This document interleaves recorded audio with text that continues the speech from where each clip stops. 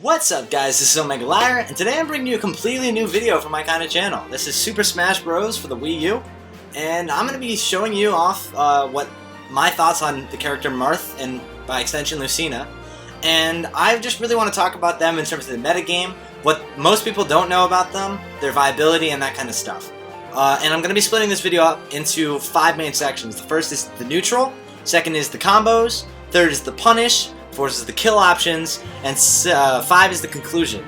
And with all these things, I'm going to timestamp them in the description, so if you want to skip right ahead to what you're looking for, go and check that out. But if not, let's jump right in.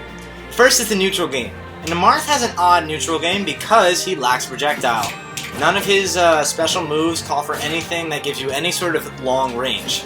But what Marth does excel at is the range right around his tipper, where things like F-tilt, jab, forward smash, they all hit hard. And that's really what you want to focus your approach options on. In the neutral, he's got a lot of different things that he can do, and while most people expect a jumping fair or a jumping shield breaker, he has a little bit more that most people, you don't really see that often. And the first of which I'm going to talk about, well, is the fact that he has Dancing Blade. And Dancing Blade is actually a phenomenal move that you can use for all sorts of different purposes. Obviously, you can use it to rack up damage. You have different combos that do different percents. Generally speaking, if you get a down combo, it's going to do about 21 to 22. If you get up, it's going to do about 16. If you get side, it's going to do about the same. And this is a really good thing because the fact is Dancing Blade and F Smash have about the same range.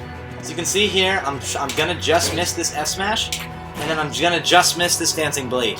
They are both very good options, but Dancing Blade comes out faster and has follow-ups, obviously. If you hit Dancing Blade, generally speaking, you want to follow it into the up variant because it can set up for juggles, but it's a very strong option. Also very good for punishing rolls and tech chasing. Now let's talk about Fair. Fair is good, but in terms of the neutral, Fair and Bear are gonna kind of fall short of the other kinds of moves that you have, because they're predictable. They're good for gimping, they're good for getting people in the air if you predicted an air dodge, but for the most part, on a grounded opponent, Fair is obvious. And unless you're going and jumping and punishing some kind of slow move, you're not going to want to use it too much. Dair is an interesting move, because Dair has a ton of end lag.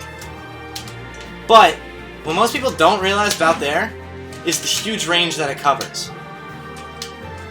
So, the other interesting aspect about Dair is the first hitbox comes out behind you. And it comes out with a significant range behind you. And for that reason, it actually can be a faster way to hit people behind you than Bear actually is, back air. And so definitely want to keep Dair in mind. It has a lot of end lag, obviously, but it covers the biggest range out of any of his attacks.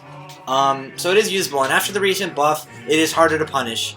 And obviously if you get the spike, I'm sure some of you have seen the video. Marth actually has a kill combo where what you can do is you do an up air into a falling up air into a footstool, then you spike a down air into a forward smash, and it'll kill them. But that's very difficult, very situational. For the most part, you're gonna want to keep using Dair for people when you're falling past ledges. If people are standing on battlefield ledges, very good for that.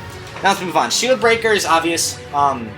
I don't think I really need to go over what it does. It does a crap ton of shield damage. If you charge it, once you get to the second half of the charge, it will break shields instantly. And I'll show you some clips. I'll have clips throughout this entire video that show you the potential of some of these moves. But the fact is, if you're using Shield Breaker, it can do a lot of damage. It's a kill option. It's his longest spacing move. Nothing has a better range than it, in his moveset at least. And you can definitely throw it out as an approach option. And then the obvious B reversals, which is a very big thing. It can catch people off guard. It can reverse your momentum. If you do a short hop off the side, you can come back. Oops, sorry. You can come back and send one out. And so that's a good thing to know. Now let's talk about up air, which is interestingly enough one of his best approach options because unlike what most people realize, you can actually combo out of it. And so if I do a falling up air into an up tilt and then a dolphin slash, it's going to register as a true combo. I've DI tested it. I know a lot of people are going to say this is just practice, but this actually works in game as well, and you can test it out yourself. But anyway, if you do fast fall up air, well, you have to do a late, so you have to get the sword to come out on the first 2 frames. But you fast fall up air, One more time. That's what it should look like. So like I said, fastball up air, up tilt, dolphin slash. And you'll get a 3-hit combo that can be worth from 21 to about 25 depending on tippers that you hit and everything else. And also if you hit with your body with Marth, you only do 6. But anyway, that's a good thing to know because if I slow it down for you, up air doesn't have a lot of end lag. You get it right out at the end. You can send your next attack out very quickly. And this will catch people off guard a lot. It's almost as fast as the follow-up of Dancing Blade, but it just has enough delay that usually people will drop their shield and go for a grab. And if you calculate the hit stun that it hits, and the end lag, and how long it takes to throw the up tilt out, chances are you're going to actually end up hitting them with the up tilt, if not the up air, unless of course they continue to shield.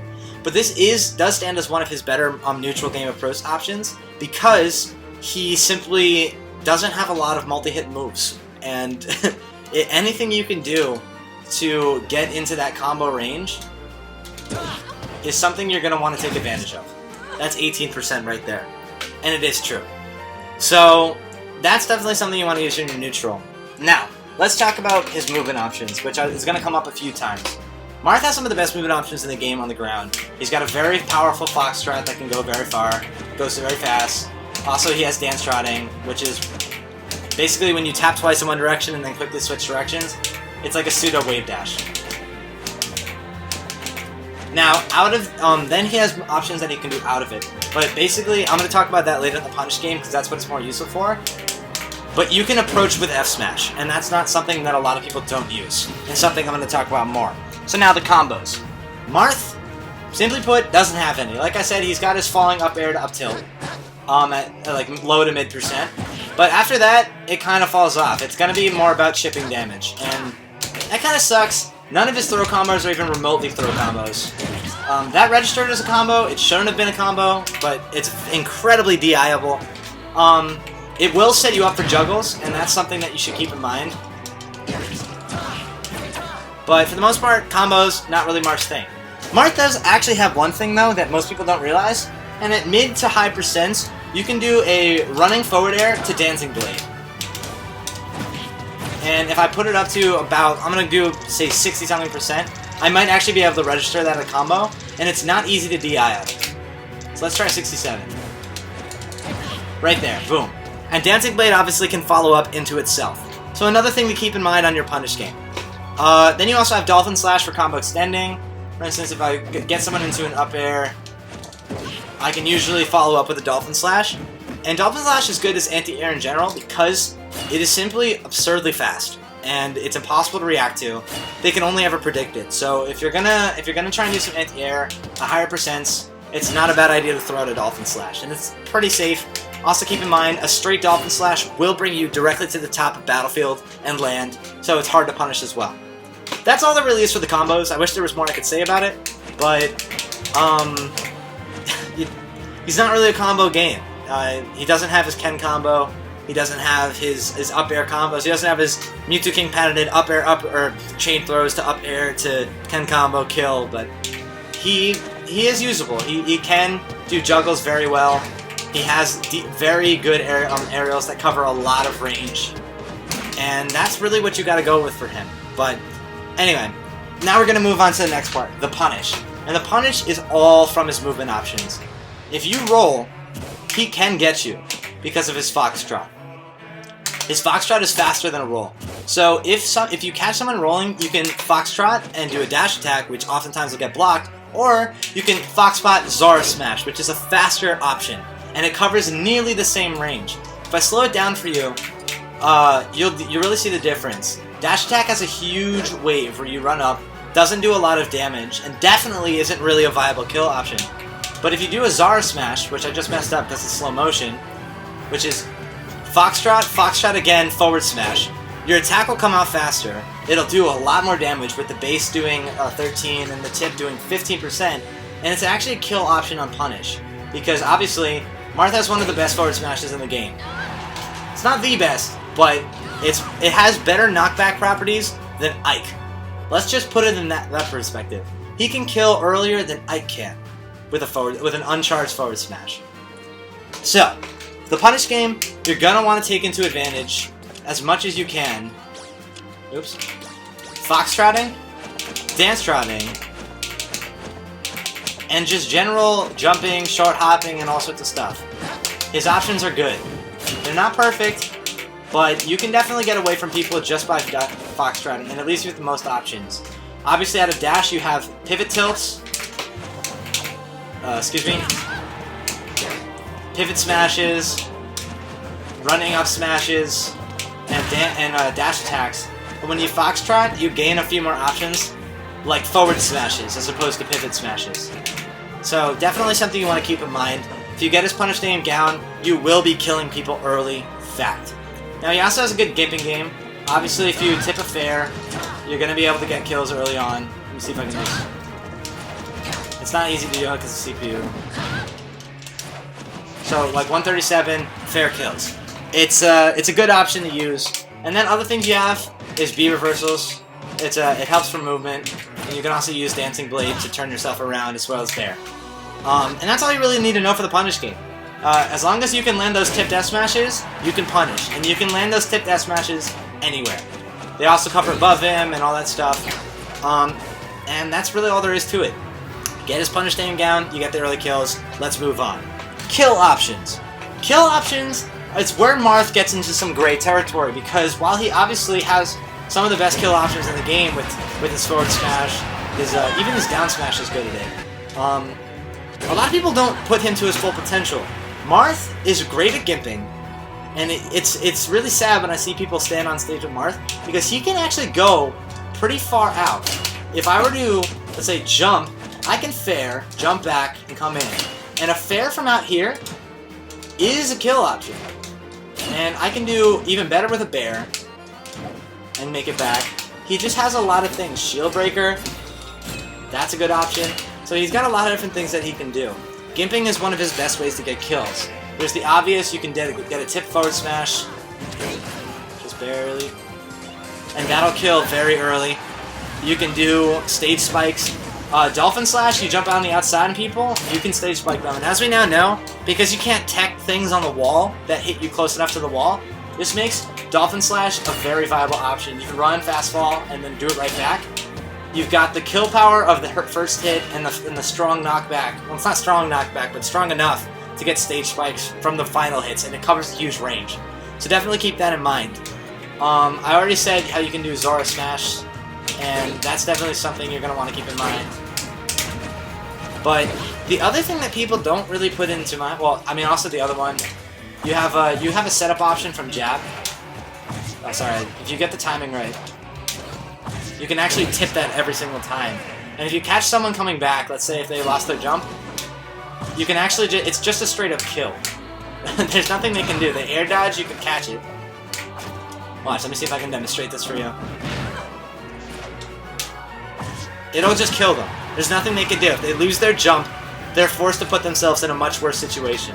So definitely keep that in mind. But now let's talk about his most underused killing option, and that's Dancing Blade. It's a generally high percent kill option, with the earliest starting around 110%. And I'll show you some clips of me doing this because it's a little hard to do in practice because of the odd spacing of the move. But if you tip the up variant on the final hit, you can get kills as early as 110%, 100%. I've seen a kill as early as 101 in competitive play, and that was actually me in an Anthos ladder match. But it's very good because it's a reaction move. If I see, let's say they're coming back to the edge and they go high, up variant, I can get that kill. If you tip it, you're definitely getting the kill. If they're coming back in from the side, I can tip it and get a kill. And from the side, that'll kill very early. And it's easy to set up. I actually was messing around with this more when I was using custom moves with the Heavy Blade variant, which is an absurd killing option. But here, it's definitely just something one to keep in mind. He has options coverage, and that's big. Especially for someone like Marth who struggles with that kind of stuff. And then obviously, if you mess up, you can always just throw the down variant to rack on some damage. But this is a move that you're going to want to use more than you're ever going to see competitive players use it at the moment. Because it will get you kills that your enemies aren't expecting. And that's the big thing about it. It just isn't expected, ever. And that's all there really is to Marth. The conclusion? He's a great character. He has a lot of solid options. he can, I mean, he has a very powerful spike if you can get the spacing right, which isn't easy by any means, like you can see there.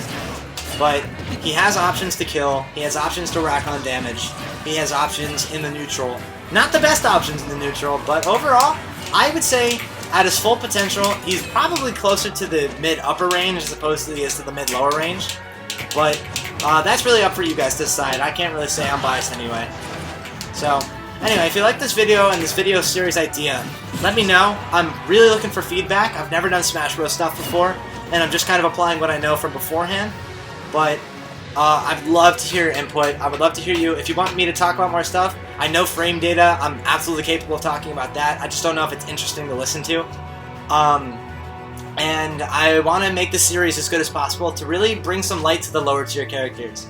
I main, well main in quotation marks there, but I play Marth, Lucina, Robin, Ike, Roy, like a lot of the sword fighters in the game, and I don't ever really see them talked about that much, so I think it'd be cool to really give them some light and show what some of their better technical options that people don't use currently. And anyway, give me your feedback below. Let me know what you think. Hit me up on Reddit, hit me up on YouTube, do whatever. And I'll be coming back with more videos like this as soon as you want them. And I'm also open to suggestions. Again, I want to stick to lower tier characters. If you ask me to talk about Sheik, I'm not qualified to talk about Sheik. Go to the top players. They know everything about her, but they don't know everything about the low guys. So, anyway, if you like this video, as always, comment, rate, subscribe, and I'll see you in the next commentary. I'm looking forward to playing Smash as well as a lot of new games that are coming out now, and I'll see you next time.